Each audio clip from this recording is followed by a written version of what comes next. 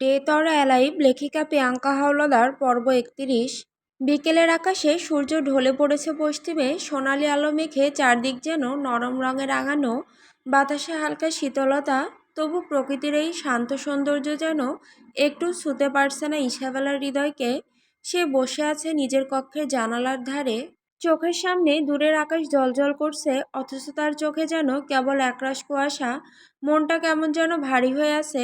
অনেকদিন হয়ে গেল নিজের পরিবারকে দেখা হয়নি, না তার বাবা, না প্রিয় ভাইয়েরা, কেউই না। রাজ্যের প্রতিটি কোণ, প্রতিটি স্মৃতি তাকে আজ প্রচণ্ডভাবে টেনে নিয়ে যাচ্ছে। মনে হচ্ছে যেন বুকের ভেতরটা ছিঁড়ে যাচ্ছে। আমার রাজ্য এখন কেমন আছে গো সবাই? কি চলছে সেখানে? নিজের মনে নিজেকে প্রশ্ন করে ইসাবেলা। তার বুকের ভেতরে একরাশ উদ্বেগ জমতে থাকে, কিন্তু তারপরেই হঠাৎ এক কঠিন সত্যি তাকে বিদ্ধ করে যায়। সে আর কখনোই ফিরে যেতে পারবে না। হাজার ইচ্ছে থাকলেও নিজের জন্মভূমির মাটিতে পা রাখতে পারবে না। প্রিয় বাবা কিংবা ভাইদের বুকে মাথা রেখে কেঁদে উঠতে পারবে না। এই অপার দূরত্ব, এই বেদনাদায়ক অচেনা নিয়ম যেন তাকে শেকলে বেঁধে রেখেছে। ইসাবেলার মনে হতে লাগলো, তাহলে কি আমি ভুল করেছি? এই রাজ্য বেছে নেওয়া, নিজের ভাইকে ছেড়ে আসা, সব কিছুই কি ভুল সিদ্ধান্ত ছিল? আমি কি নিজের অজান্তেই এমন এক পথ বেছে নিয়েছি যেটার জন্য সারা জীবন আমাকে পস্তাতে হবে? ভেতরে ভেতরে এক অদ্ভুত অস্থিরতা তাকে কুরে কুরে খাচ্ছে। বারবার মনে হচ্ছে কোথায় যেন একটা বড় অন্যায় করে ফেলেছে সে নিজের সাথেই। জানালার ওপাশে সূর্য অস্তমিত হওয়ার আগে শেষ আলো ছড়িয়ে দিচ্ছে দিগন্ত জুড়ে, কিন্তু সেই আলো আজ তার মন ভরাতে পারল না। মনে হলো যত রঙই ছড়িয়ে পড়ুক আকাশে, ইসাবেলার মনের অন্ধকার আর আলো খুঁজে পাবে না। সে নিঃশব্দে বসে রইল, চারপাশে বিকেলের শান্ত সৌন্দর্য, অথচ ভেতরে কেবলই বেদনা ভরা দীর্ঘশ্বাস। হঠাৎই ইসাবেলার মনের গভীরে এক নতুন চিন্তার ঢেউ উঠল। কিছুক্ষণ আগেও যে শূন্যতার আফসোস তাকে কুরে কুরে খাচ্ছিল, হঠাৎ যেন তা মিলিয়ে যেতে লাগলো। সে নিজের মনে নিজেকেই ধরাছোঁয়ার মতো স্পষ্টভাবে বলল, না, আমি কোনো ভুল করিনি। হ্যাঁ, সে ভুল করেনি, কারণ তার জীবনে যে মানুষটি আছে, সেই ভালোবাসায় তাকে সম্পূর্ণ করেছে। সেই মানুষটি শুধু তার পাশে নেই, বরং প্রতিটি মুহূর্তে তার ভরসা, তার হাসি, তার স্বপ্নের সঙ্গী হয়ে থেকেছে। চোখের সামনে ভেসে উঠল ড্যানিয়েলের হাসি মাখা মুখশ্রী। সেই হাসিতে যেন সবটুকু অন্ধকারকে ভেঙে যাওয়ার জাদু আছে। সেদিন ওয়াসফান রাজ্য ছেড়ে চলে যাওয়ার পর থেকেই যেন ড্যানিয়েল আরও বেশি যত্ন নিয়ে ইসাবেলাকে আগলে রেখেছে। কখনোই সে ইসাবেলাকে একা বোধ করতে দেয়নি। যত ব্যস্ত সময়ই হোক, হাজারো দায়িত্বই থাকুক না কেন, ড্যানিয়েল সবসময়ই তার জন্য কিছু মুহূর্ত আলাদা করে রাখে। ইসাবেলার সামান্যতম ব্যথাও ড্যানিয়েলের কাছে সহ্য করা যায় না। তার চোখে ইসাবেলা যেন এক টুকরো স্বচ্ছ কাচের মতো, এক ফোঁটা আঁচড়ও যে সহ্যবাধ্য নয়। সে যেন সবসময় পাহারাদারের মতো সতর্ক থাকে। ইসাবেলার মুখে কোনো দুঃখের ছায়া পড়বে না, কোনো দুঃখের আঁচ তাকে স্পর্শ করবে না। ড্যানিয়েলের যত্ন আর ভালোবাসা এতটাই নিখুঁত যে ইসাবেলার কাছে মনে হয় সে যেন এক কোমল ফুল, যার গায়ে কখনোই ধুলোর দাগ পড়তে দেওয়া হয় না। তার প্রতিটি ছোট ছোট চাওয়া, প্রতিটি সরল ইচ্ছাকে ড্যানিয়েল এমন গুরুত্ব দিয়ে পূর্ণ করে যে ইসাবেলা অবাক হয়ে যায়। আর যদি কখনো রাজ্যের কারো সাহস হয় ইসাবেলাকে তুচ্ছ করে কথা বলার, তাকে আঘাত দেওয়ার, তখনই যেন ড্যানিয়েল এক ভয়ঙ্কর রূপ ধারণ করে। সে নিজের ভালোবাসার জন্য সবার সঙ্গে লড়ে যেতে দ্বিধা করে না। তার কাছে ইসাবেলার সম্মানই প্রথম, তার হাসি সবচেয়ে মূল্যবান। এসব স্মৃতিগুলো মনে পড়তেই ইসাবেলার মন যেন একটু একটু করে হালকা হতে লাগলো। বুকের ভার যেন সরে গেল, মুখে ফুটে উঠল এক অদ্ভুত প্রশান্তি। আর সেই প্রশান্তির সঙ্গে জড়িয়ে এলো মিষ্টি হাসির ঝিলিক, একটা খাঁটি স্বচ্ছ হৃদয় ভরা হাসি। সে বুঝলো ভালোবাসা মানে শুধু পাওয়া নয়, ভালোবাসা মানে এমন একজন মানুষকে পাওয়া যে প্রতিটি মুহূর্তে তোমাকে আগলে রাখে যত্ন করে, আর তোমার ছোট্ট একটি দুঃখকেও নিজের হৃদয়ে বহন করে নেয়। কিন্তু পরক্ষণেই ইসাবেলার ঠোঁটে লেগে থাকা হাসিটা ধীরে ধীরে মিলিয়ে গেল। তার বুকটা হঠাৎই শূন্য হয়ে উঠল। মনে পড়ে গেল, হ্যাঁ, তাদের বিয়ে তো হয়েছে, কিন্তু আজ অবধি ড্যানিয়েল তাকে একবারও চুম্বন পর্যন্ত করেনি। ড্যানিয়েল যেন সবসময় তাকে আগলে রাখতে চায়, তার যত্ন করে, তাকে একটু আঘাত করতে দেয় না, কিন্তু তার বাইরে যেন কিছুতেই যেতে চায় না। যতবারই ইসাবেলা তার কাছাকাছি আসতে চেয়েছে, তার মায়াময় স্পর্শের মধ্যে ডুবে যেতে চেয়েছে, ড্যানিয়েল ঠিক তখনই কোনো না কোনো বাহানা বানিয়ে তাকে এড়িয়ে গেছে। এই কথাটা মনে পড়তেই তার চোখের সামনে ভেসে উঠল গত রাতের ঘটনা। সেদিন ইসাবেলার মনটা ছিল বেশ ফুরফুরে, তাই সে রাতের বেলায় সুন্দর করে সেজে উঠেছিল। চুলে ছাড়া, মুখে হালকা রং, আর সাজে লুকিয়েছিল এক অদ্ভুত আকর্ষণ। সে অপেক্ষা করছিল ড্যানিয়েলের জন্য। আজ তাকে সাজগোজে দেখাবে, তার চোখে নিজের সৌন্দর্য খুঁজবে। অবশেষে প্রতীক্ষার অবসান হলো। ড্যানিয়েল রুমে ঢুকলো। প্রথমে সে সোজা ওয়াশরুমে গিয়ে ফ্রেশ হলো। তারপরে সে টেবিলে বসে কাজে মন দিতে যাচ্ছিল। ঠিক তখনই ইসাবেলা তার সামনে এসে দাঁড়ালো আর মিষ্টি ভঙ্গিতে জিজ্ঞেস করলো, আমাকে আজ এরকম সাজে কেমন লাগছে বলো তো? ড্যানিয়েল থমকে দাঁড়ালো। সে মন ভরে ইসাবেলাকে দেখলো, পুরোটা দৃষ্টিতে ঘুরে ঘুরে দেখে নিল। তারপর এক চিলতে হাসি নিয়ে বলল, তুমি তো সবসময় আমার কাছে অসাধারণ লাগো, তবে আজ আজ তোমাকে অন্যরকম লাগছে। খুব সুন্দর, যেন আমার বউ বউ মনে হচ্ছে। ড্যানিয়েলের এরকম কথা ইসাবেলার গাল লজ্জায় লাল হয়ে উঠল। তার ঠোঁটে ফুটল এক মায়াবী হাসি, আর সেই হাসির ঝলক যেন ড্যানিয়েলের ভেতরে এক অদ্ভুত নেশা জাগিয়ে তুলল। সে হঠাৎই উঠে দাঁড়ালো। চোখে চোখ রেখে ইসাবেলাকে দুই বাহু শক্ত করে ধরে টেনে নিল নিজের বুকে। ইসাবেলা প্রথমে কিছুটা লজ্জা পেলেও স্পষ্ট বুঝতে পারছিল ড্যানিয়েল এবার তাকে আরও কাছে টানতে চাইছে। সেও সম্মতি জানিয়ে ধীরে ধীরে তার কাঁধে হাত রাখলো। মুহূর্তটা আরও ঘনিষ্ঠ হয়ে উঠছিল, কিন্তু হঠাৎই যেন ড্যানিয়েলের মনে এক ঝড় বয়ে গেল। সে এক মুহূর্তেই ইসাবেলাকে ছেড়ে দিল এবং অস্থির কণ্ঠে বলে উঠল, আমাকে লর্ড ক্যালিয়ন ডেকেছিল, আমি তো একেবারেই ভুলে গেছি, আমাকে এখনই যেতে হবে। কথাটা বলে দ্রুত বেরিয়ে গেল রুম থেকে। ইসাবেলা স্থির দাঁড়িয়ে রইল। তার চোখ বলল, এ অজুহাত ভুয়া, সে জানে এরকম কিছুই নয়।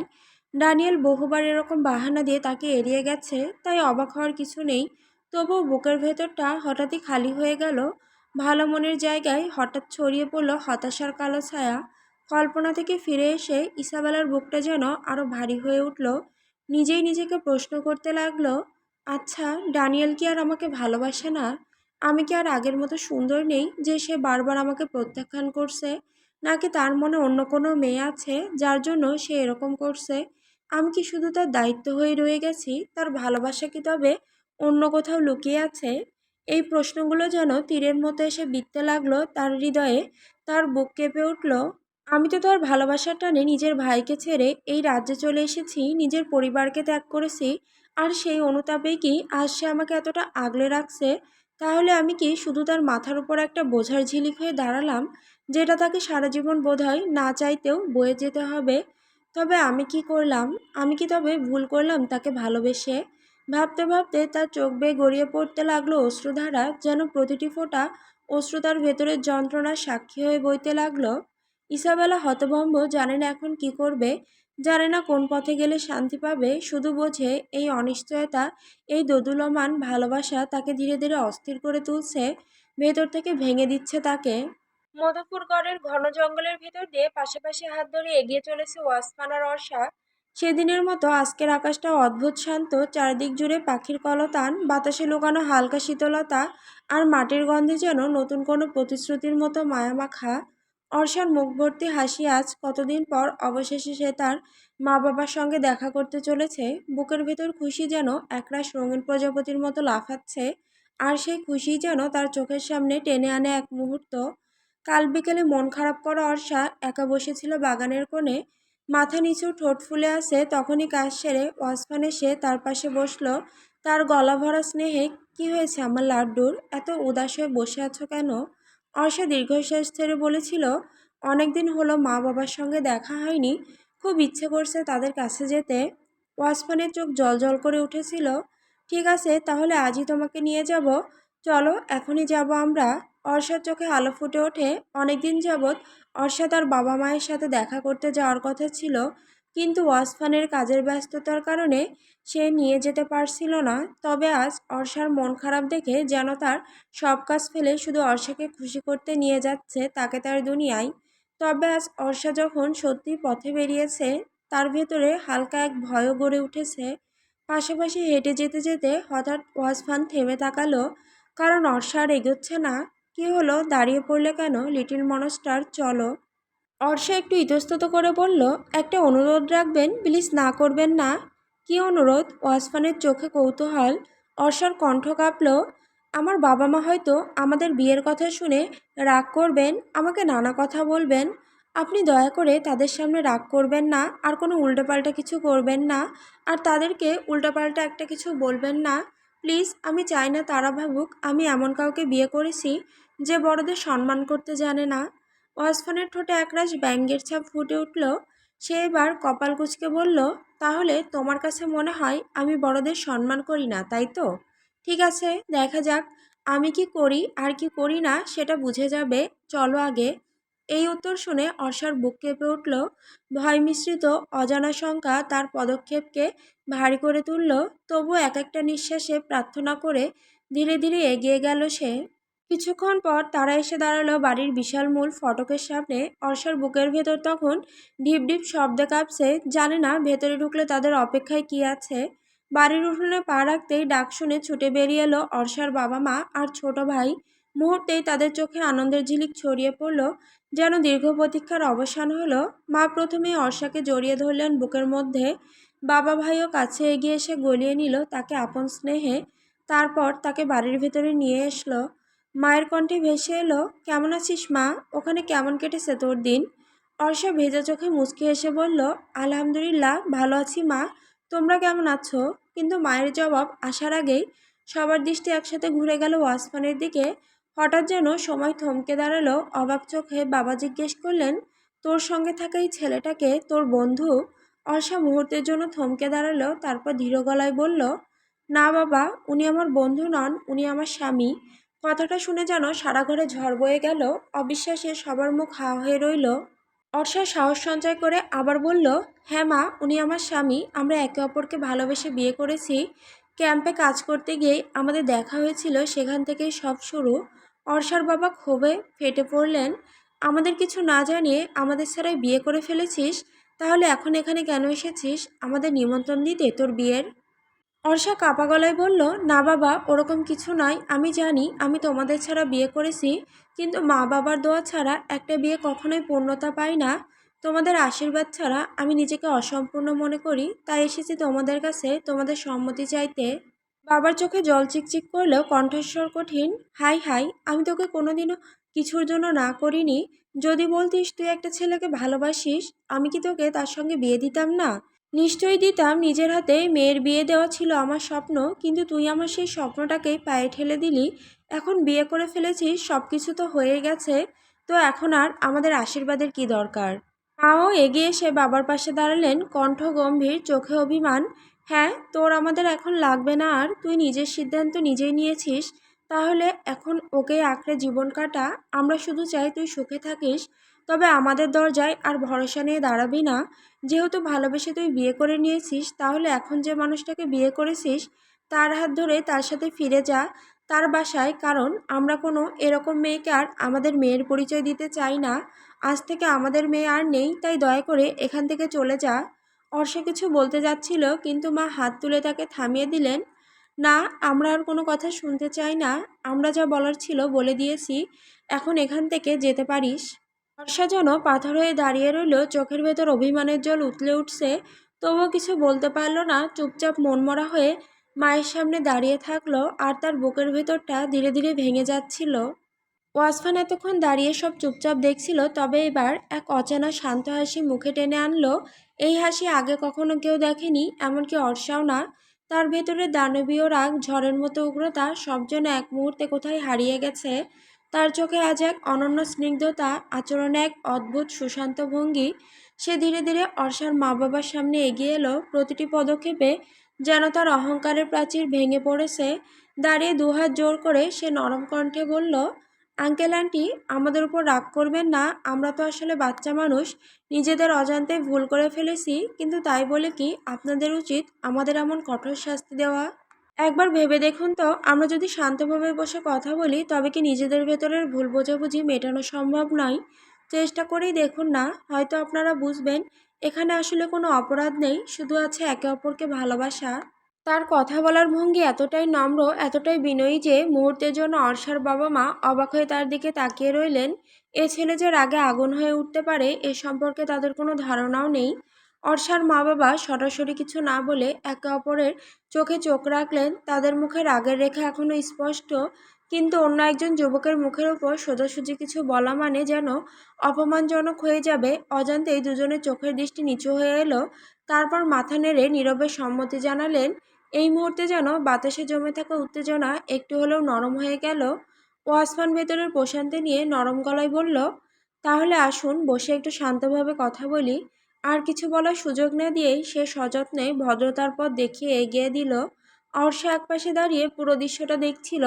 তার হৃদয় তখনও কাঁপছে বিস্ময়ে, তবে সে তার স্বামীর এরকম শান্ত সুলভ ও হাসিমাখা আচরণ পুরাই অবাক। তার বাবা মা এক অদ্ভুত দ্বিধা নিয়ে এগিয়ে গেলেন, তবুও তাদের পদক্ষেপ থেমে থাকলো না। তার আরেকবার মুখ চাওয়াচাওয়ি করলেন। তারপর সবাই একসাথে বসলো। বসার রুমে শান্ত পরিবেশে, ঘরের ভেতর বাতাস ভারী হয়ে আছে, যেন প্রত্যেকে নিজস্ব রাগ আর ভালোবাসার মাঝখানে দাঁড়িয়ে আছে।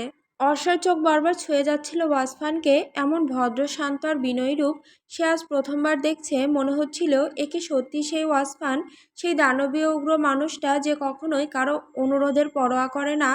আজ সে বদলে গেছে। শুধু কি আসক্তি তার লিটল মনস্টারের জন্য? নরম আলোয় চারিদিকে যেন এক অদ্ভুত ভারী নীরবতা জমে আছে। অর্ষার বাবা মা সামনের সোফায় বসে আছেন, চোখে রাগের ঝালকানি এখনো দপদপ করছে। অর্ষা একপাশে চুপচাপ বসে আছে, বুকের ভেতর দুশ্চিন্তার ঢেউ যেন ক্রমাগত আশ্রে পড়ছে। আর সেই মুহূর্তেই ওয়াসফান, যে মানুষটিকে সবাই বরাবরই বদমেজাজি, ঝড়ের মতো তীব্র স্বভাবের বলে জানত, সে আজ আশ্চর্য শান্ত, সুশান্ত এক ভঙ্গিতে উঠে দাঁড়ালো। তার চোখ দুটো গভীর, কণ্ঠস্বর যেন স্রোতের মতো শান্ত, বিনয়ের ছোঁয়া মিশে আছে প্রতিটি শব্দে।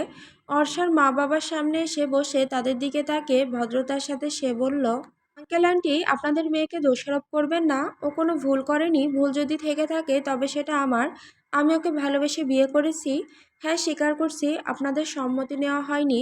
এই তাড়াহুড়োটা আমারই সিদ্ধান্ত ছিল। কিন্তু ও তো নিষ্পাপ, তাই না? আপনাদের মেয়ের স্বপ্ন, আপনাদের ইচ্ছে সব আমি ভেঙেছি। আপনাদের অমতর হাত ধরেছি। দোষ যদি হয় তবে আমার, শাস্তি পেতেও আমি প্রস্তুত। কিন্তু কেন আমার দোষে ওকে শাস্তি দেবেন? ওকে কেন তাড়িয়ে দেবেন? আপনাদের কাছে যদি এই বিয়েটা অগ্রহণযোগ্য মনে হয় তবে আমাকে তাড়িয়ে দিন। আমি নিজে এখান থেকে চলে যাব। কিন্তু অর্ষা, ও তো আপনাদের প্রাণ। মা বাবার বুক থেকে কেউ কি তাদের প্রাণ কেড়ে নিতে পারে? আমি চাই না আমার কারণে মেয়েটা তার আপনজন থেকে বঞ্চিত হোক। আপনারা হয়তো এখন রাগ করে বলছেন ওকে এখান থেকে চলে যেতে, কিন্তু বিশ্বাস করুন পরে আপনারাই কষ্ট পাবেন। আর অর্ষাও আপনাদের খুব ভালোবাসে। ও আপনাদের ছাড়া বাঁচতে পারবে না। তাই যদি কাউকে কষ্ট দিতে হয় আমাকেই দিন। আমি সেই কষ্ট হাসি মুখে মেনে নেব। কিন্তু দয়া করে আপনারা ওকে কষ্ট দিয়েন না, কারণ ওর কষ্ট আমার সহ্যের বাইরে। আমি সইতে পারবো না ওর চোখের পানি। আপনারা আপনার মেয়েকে প্রত্যাখ্যান করবেন না। ওকে মেনে নিন প্লিজ। কথাগুলো শেষ হতে ঘরের ভেতর নেমে এলো এক স্তব্ধ নীরবতা, যেন বাতাসও থেমে গেছে শোনার জন্য। অর্ষার মা বাবা একে অপরের চোখে চোখ রাখলেন। তাদের ভেতরের রাগ তখনও নিভে যায়নি, কিন্তু হৃদয়ের গভীরে কোথাও যেন এক মৃদু আলো জ্বলে উঠল। এই ছেলেটা খারাপ নয়, এই মানুষটা সত্যিই ভালো, আর তাদের মেয়েকে নিঃশর্তে ভালোবাসে। তবুও অভিমানের জালে তারা নিজেদের আটকে রাখলেন। কোনো উত্তর না দিয়ে ধীরে ধীরে উঠে দাঁড়ালেন। অর্ষার বাবা সংক্ষেপে শুধু বললেন, তোমরা এখানে থাকতে পারো, আমাদের কোনো আপত্তি নেই। এরপর এক অদ্ভুত নির্লিপ্ততায় দুজন নিজেদের রুমের উদ্দেশ্যে চলে গেলেন। ওয়াসফানের ঠোঁটে দেখা গেল বাঁকা হাসি।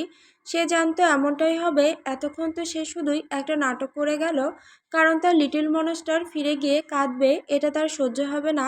আবার সে তার লিটল মনস্টারকে ছাড়া থাকতেও পারবে না।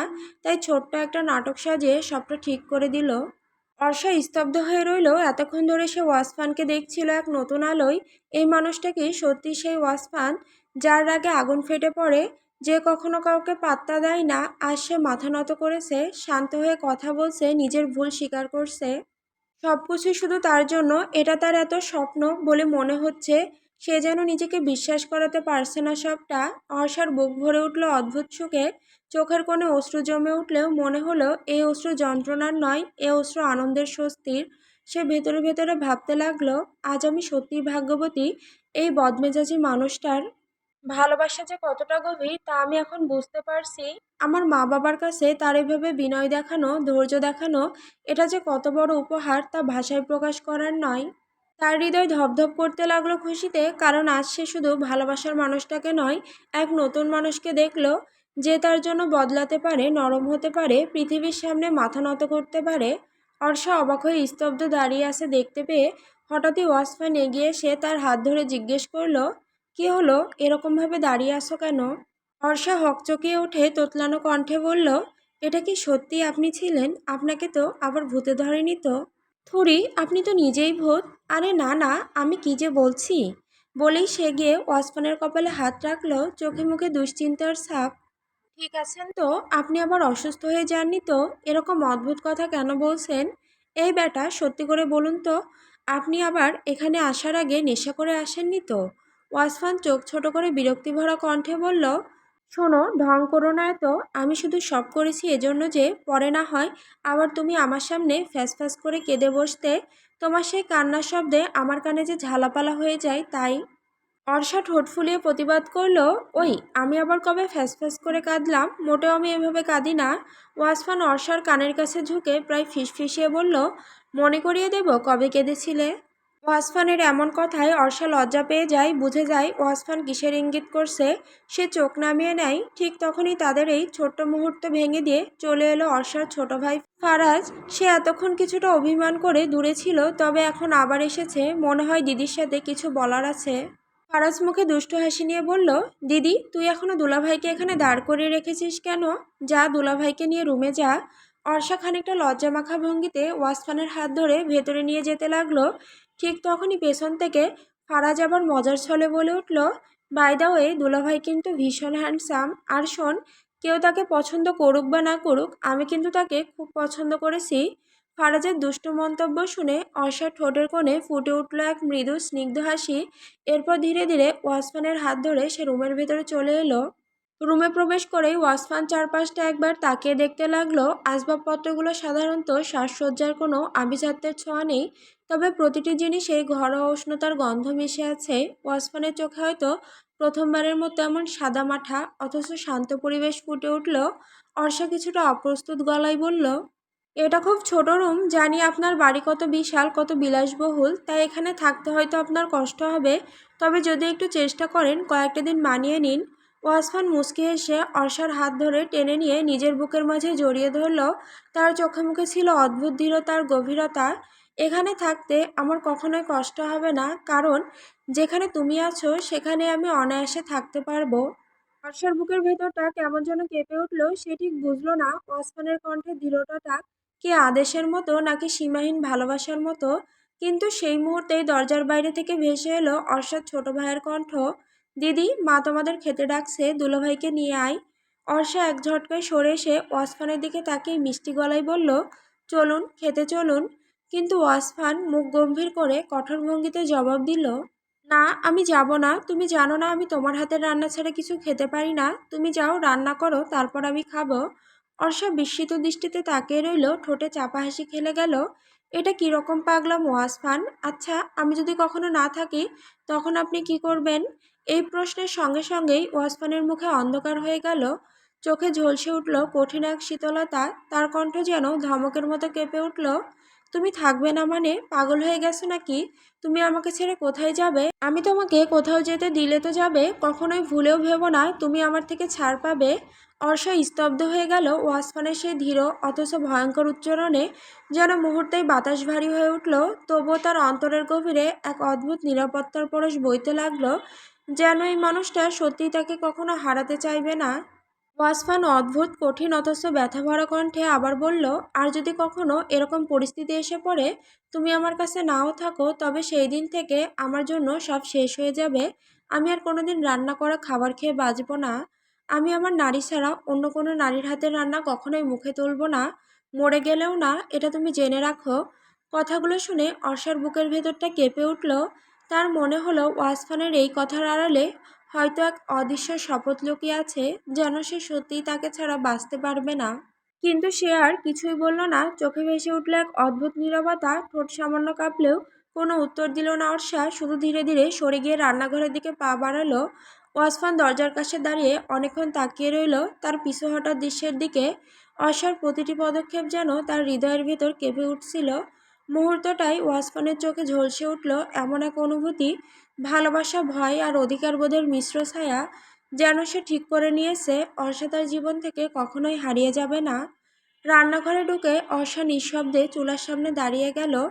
হাত দুটো কাঁপছিল, কিন্তু সে নিজেকে সামলে নিয়ে ধীরে ধীরে কাজ শুরু করলো। বুকের গভীরে অদ্ভুত এক উষ্ণতা জেগে উঠছিল। ওয়াসফানের ওই কথাগুলো হয়তো ভয়ঙ্কর ছিল, তবে তার ভেতরে ছিল এক অকৃত্রিম অচঞ্চল ভালোবাসার ছায়া। রান্নাঘরের কোণে অর্ষা কুঁচকানো চুলের খোপা হাতে ধরে ধীরে ধীরে পাত্রটি নাড়ছিল। তার মা রান্নাঘরের দরজার পাশে এসে দাঁড়ালেন, অবাক চোখে মেয়ের দিকে তাকিয়ে বললেন, আমি তো সব রান্না করে রেখেছি, তুই আবার কেন রান্না করছিস? অর্ষার চোখ বড় বড় হয়ে উঠল। সে এক মুহূর্ত দাঁড়িয়ে থেকে তারপর মৃদু কাঁদতে কাঁদতে তার মায়ের দিকে ছুটে এসে জড়িয়ে ধরল। প্রথমে কাঁদলো, তারপর ফিসফিস করে বলল, আমায় মাফ করে দাও মা, আমি আর কখনো ভুল করব না। মেয়ের কান্না দেখে মায়ের বুক ভরে গেল। সে অর্ষার মাথায় হাত বুলিয়ে ধীরেই বললেন, আচ্ছা ঠিক আছে, আর কান্না করা লাগবে না। বল এখন কি রান্না বাকি, আমি করে দিচ্ছি, তুই তো এমনিও রান্না পারিস না। কিন্তু অর্ষা মাথা না হেলিয়ে বলল, না মা, তোমার জামাই শুধু আমার হাতের রান্না খেতে পছন্দ করেন, অন্য কারো হাতের রান্না মুখেও তুলবেন না, তাই আমাকে করতে হবে। আমি যদি অখাদ্য রান্না করি তাও তিনি খেয়ে নেবেন, কিন্তু অন্য কারো হাতের রান্না তিনি খায় না। অর্ষার কথাগুলো শোনার সঙ্গে সঙ্গে তার মায়ের বুকটা ভরে গেল। হাহাকার আর কষ্টের মাঝেও এক শান্তি ঝিলমিল করতে লাগলো, কারণ তার মেয়ে নিজের সুখের জন্য কখনোই ভুল পথ বেছে নেবে না। সে যে সত্যিকারের ভালোবাসা নিজের প্রিয় মানুষকে সম্মান আর যত্ন দিয়ে রাখবে, তা দেখে মায়ের হৃদয় শান্ত হলো। আর ওয়াসফান, হ্যাঁ সেই মানুষটি যে তার মেয়েকে শুধু নিজের চোখের মতো রাখতে চায়, যে তার সুখ দুঃখের প্রতিটি মুহূর্তে পাশে থাকবে, তার প্রতিশ্রুতিটাই মায়ের বিশ্বাসের দাগ কাটল। মায়ের মনে এক গভীর নিশ্চয়তা জেগে উঠল যে ওয়াসফানি তার মেয়েকে রক্ষা করবে, তার জীবনকে নিরাপদ রাখবে। চুপচাপ কিছু না বলে তিনি ধীরে ধীরে অর্ষার মাথায় হাত বুলিয়ে দিলেন। মায়ের এই মৃদু স্পর্শে অর্ষার চোখে অজান্তেই উজ্জ্বলতা ভেসে এলো। আর তারপর নীরবতার মাঝে মায়ের হৃদয় শান্ত হয়ে ফিরে গেল, মেয়ের জন্য নিরাপত্তার সেই অমোঘ বিশ্বাস নিয়ে। তাই আর কিছু না বলে তিনি চলে যান রান্নাঘর থেকে। অর্ষা রান্না শেষ করে ডাইনিং টেবিলে খাবার সাজিয়ে রাখলো। ওয়াসফান ও অর্ষা একসাথে বসলো খেতে। অর্ষার বাবার মুখে রাগের ছাপ এখনো স্পষ্ট হলেও নতুন জামাইয়ের আপ্যায়নে কিন্তু একটু কমতি রাখলেন না। যত্ন করে একে একে পাতে খাবার তুলে দিলেন। ভাত, মাছ, মাংস, ডাল, তরকারি সব যেন অদ্ভুত নিখুঁত আন্তরিকতায় পরিবেশন করা হলো। ওয়াসফান প্রথমে কিছুটা অস্বস্তি বোধ করছিল, কিন্তু পরে অর্ষার মায়ের এমন যত্নে তার ভেতরের অস্বস্তি ধীরে ধীরে গলে গেল। অর্ষা খেয়াল করলো ওয়াসফান খাওয়ার সময় একবারও মুখ ঘুরিয়ে নেয়নি, বরং প্রতিটি পদকে যেন ভীষণ ভালোবাসা মনোযোগ দিয়ে স্বাদ নিচ্ছিল। মনে হচ্ছিল খাবারের ভেতর যেন সে পাচ্ছে ঘরের উষ্ণতা, পরিবারের স্পর্শ। খাওয়া দাওয়া শেষ হলে অর্ষা ধীরে ধীরে বলল, চলুন আপনাকে আমাদের গ্রামটা একবার ঘুরে দেখাই। ওয়াসফান হালকা হেসে সম্মতি দিল। তারপর দুজন পাশাপাশি হাঁটতে হাঁটতে গ্রামময় বেরিয়ে পড়ল। চারপাশে সোনালি রোদে ঝলমল করছিল বিকালের আলো। মাঠের ভিতর শস্যের ঢেউ খেলছিল, কাক আর দোয়েল উড়ে বেড়াচ্ছিল আকাশে। দূরে বয়ে যাওয়া খালের ধারে শিউলি ফুলের সুবাস ভেসে আসছিল বাতাসে। অর্ষা ধীর কণ্ঠে বলতে লাগলো, গ্রামের ছোটবেলার স্মৃতির টুকরো, কোথায় সে খেলতো, কোথায় লুকাতো, কোন গাছের ডালে ঝুলে ডোল খেত। ওয়াসফান নীরব কিন্তু গভীর মনোযোগ দিয়ে শুনছিল। তার চোখে মুগ্ধতা, যেন এ গ্রামের প্রতিটি মাটি, প্রতিটি বাতাসকে সে নতুন করে অনুভব করছে। অর্ষার চোখের ভেতর দিয়েই হাঁটতে হাঁটতে তারা পৌঁছালো গ্রামের এক পুরনো বটগাছের নিচে। বাতাসে ওদের ওড়না আর শার্টের কোনা উঠছিল। অর্ষা গাছের গুঁড়িতে হাত রেখে দাঁড়ালো। ওয়াসফান পাশে এসে ধীরে তার হাতটা নিজের হাতে নিল। চারপাশে শুধু ঝিঝি পোকার ডাক, দূরে দিগন্তে অস্ত যেতে থাকা সূর্য। মুহূর্তটা যেন অদ্ভুত শান্ত আর অনন্ত হয়ে উঠল। অন্ধকার ঘর, চারিদিকের দেওয়াল যেন শোকের নিঃশব্দ ছায়া নেমে এসেছে। জাইম এক কোণে একাকী বসে আছে, তার হাতে শক্ত করে ধরা সেই পুরনো চিঠিখানা। এলিনার শেষ লেখা, এটাই এখন তার বেঁচে থাকার একমাত্র সম্বল। চোখের কোণে শুকনো অশ্রু, তবু ভেতরে যেন স্রোতের মতো কান্না। এলিনার মৃত্যুর পর থেকে জীবন তার কাছে নিছক শ্বাস নেওয়ার যন্ত্রণা ছাড়া আর কিছুই নয়। তার বাম হাত ক্ষতবিক্ষত, ছুরি চালিয়ে নিজেকেই করেছে ছিন্ন ভিন্ন। হাতে তাজা ক্ষত, শুকনো রক্ত, পুরনো কাটা দাগ, সব মিলে এক যন্ত্রণার ইতিহাস। প্রতিটি আঘাত যেন ছিল ভেতরের আগুনকে নিভিয়ে ফেলার ব্যর্থ চেষ্টা। হঠাৎ সে আবার ছুরিটা ক্ষতের উপর চালায়। ব্যথার সঙ্গে সঙ্গে রক্ত ঝরে গড়িয়ে পড়ে মেঝেতে। জাইম নিঃশ্বাস ফেলে ফিসফিস করে ওঠে, ভালোবাসা যদি শুধু কষ্ট দেওয়ার নাম হয়, তবে আমি আজীবন এই কষ্টেরই বন্দী।